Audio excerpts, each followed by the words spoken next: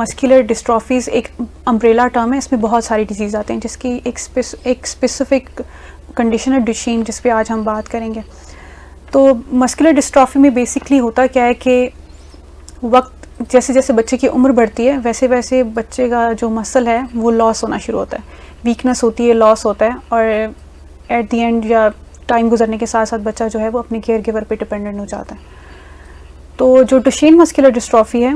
It's type of muscular dystrophy, और उसमें ये है कि अगेन जैसे आपने कहा ये जेनेटिक है, इट्स अनट्रीटेबल, इसको सिर्फ हम जो है वो मैनेज कर सकते हैं, जो पर्सन इसके साथ डायग्नोस्ड है उसकी क्वालिटी ऑफ लाइफ थोड़ी बेहतर कर सकते हैं। तो जो जैसे हमने पहले भी जिक्र किया कि ये जैसे जैसे उम्र बढ़ती है वैसे वैसे जो मसल है वो डीजनरेट होता है, मसल लॉस होता है, जिसकी वजह से बच्चा जो है वो जैसे जैसे ग्रो करता है तो वो वैसे वैसे उम्र के साथ साथ अपनी जो डेली लिविंग की उसकी चीज़ें उसके लिए वो डिपेंडेंट हो जाते हैं। इसका ये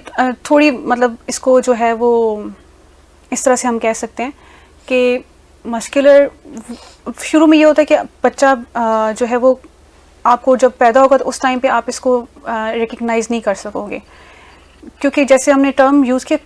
प्रोग्रेसिव मसल लॉस, के शुरू में आपको नॉर्मल होगा बच्चा, मतलब अपनी उसने चीज़ें भी सारी अचीव कर ली होंगी, नेक होल्डिंग भी कर ली होगी, जो हम बहुत इस प्रोग्राम पे हम पहले भी माइलस्टोन्स का जिक्र करते रहे हैं, वो चीज़ें बच्चा अचीव कर लेता है। इट्स मतलब आपको ऊपर से नॉर्मल ही चीज़ें नज़र आती हैं, लेकिन जैसे जैसे एज बढ़ेगी वैसे वैसे साइंस आना शुरू होंगे। तो प्रोग्रेसिव इसीलिए हम साथ में टर्म लगाते हैं, मसल लॉस तो हो रहा है लेकिन प्रोग्रेसिव है, स्लोली स्लोली स्लोली वो पहले थोड़ा सा माइल्ड सा लॉस होगा, माइल्ड से आपको सिम्टम्स नज़र आएंगे, फिर मॉडरेट, स्वेयर, इस तरह से जो है वो प्रोग्रेस करता जाएगा। तो उसमें यही ऐसे थोड़े थोड़े करके साइंस आते हैं। पहले ये होगा कि बच्चा अच्छा चलता है, ठीक है, कि कई केसेस में ऐसा हो सकता है कि बच्चे ने चलना ही स्टार्ट नहीं किया, डीलेड हो गई है उसकी वॉकिंग,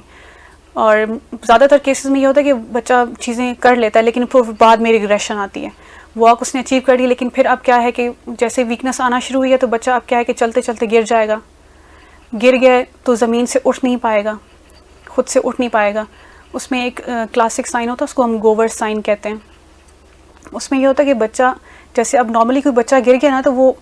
क्वार्टर पोजीशन में चारों में जाके और फिर वो खुद सीधा खड़ा हो जाता है, लेकिन इस केस में ये होता है कि बच्चा अपनी टांगे पकड़ के हाथ ऊपर ऊपर करके ना खड़ा होता है, मतलब अपनी टांगों की सपोर्ट से खड़ा होता है, फ्रीली वो खड़ा नहीं हो सकता क्योंकि उसके मसल इस कदर वीक हो चुका होता है कि वो ग्रेविटी के अगेंस्ट इतनी उसकी पावर नहीं होती कि वो पूरी बॉडी को, पूरे ट्रंक को ना अपराइट करके खड़ा हो सके। तो उसमें एक क्लासिक साइन होता है, गोवर साइन उसको कहते हैं। तो ये कुछ चीज़ें हैं जो इस बच्चे में आपको जो है नज़र आना शुरू होती हैं, बहुत अर्ली वाला ये जो साइन है वो चीज़ें।